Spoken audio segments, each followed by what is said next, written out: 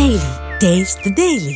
ప్రభాస్ రాజాసాకు మరో ఎదురు దెబ్బ తగిలింది. ఇప్పటికే టికెట్ పెరుగుదల విషయంలో ప్రభుత్వం మెమోను తెలంగాణ హైకోర్టు కొట్టివేయగా తాజాగా ఈ చిత్ర హెచ్డీ ప్రింట్ ఆన్లైన్లో ప్రత్యక్షమైంది.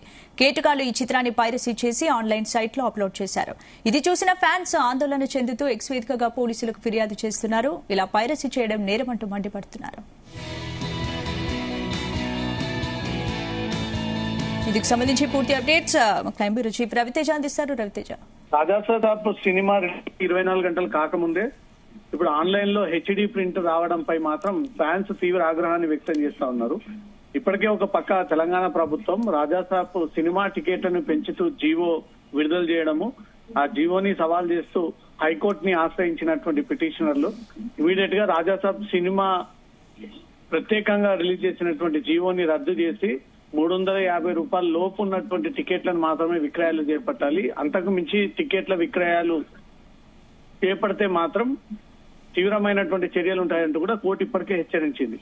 ఒక పక్క భారీ బడ్జెట్ సినిమాలు కోట్లాది రూపాయలుగా పెట్టి దాన్ని డబ్బులు వసూలు చేసేటువంటి ప్రయత్నం చేస్తున్నప్పటికీ ఇక్కడ తెలంగాణ ప్రభుత్వం ఇచ్చినటువంటి జీవోని రద్దు చేయడము, మళ్లీ తిరిగి 24 గంటల్లోనే రాజాసాబ్ ఒరిజినల్ ప్రింట్ ఆన్లైన్ లో ఈ రోజు ప్రత్యక్షం కావడంతో మాత్రం సినిమాకు భారీగా గండిపడేటువంటి అవకాశాలు కనబడతా ఉన్నాయి. ఈ చిత్రం హెచ్డి ప్రింట్ ఆన్లైన్ లో ఇప్పుడు ప్రత్యక్షమైంది.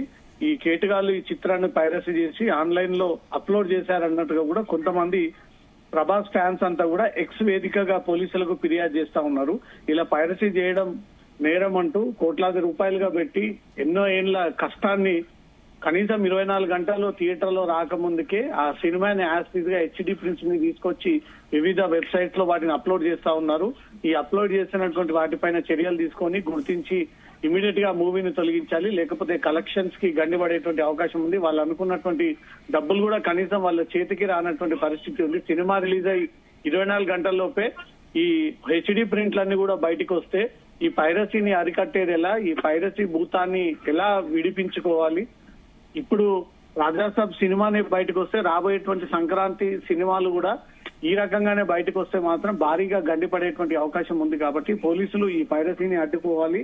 ఎక్కడి నుంచి ఈ ప్రింట్ బయటకు వచ్చింది, ఎవరి ద్వారా వచ్చింది, ఎవరు దీన్ని ఆన్లైన్ లో అప్లోడ్ చేశారు, ఆ వెబ్సైట్ పైన చర్యలు తీసుకొని ఇమీడియట్ గా ఆ సినిమాని తొలగించాలంటూ కూడా ఎక్స్ వేదికగా ప్రభాస్ ఫ్యాన్స్ అందరూ కూడా ఈ ఫిర్యాదు అందజేస్తున్నట్టుగా తెలుస్తుంది. పోలీసులకైతే అఫీషియల్ ఫిర్యాదు అయితే అందలేదు.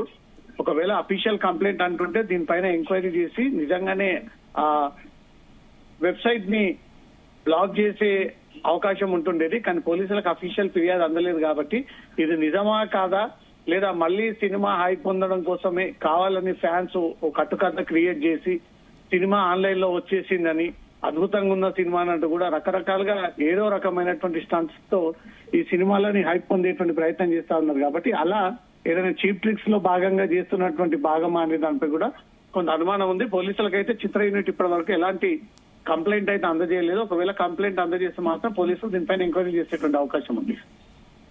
Right, thank you Raviteja.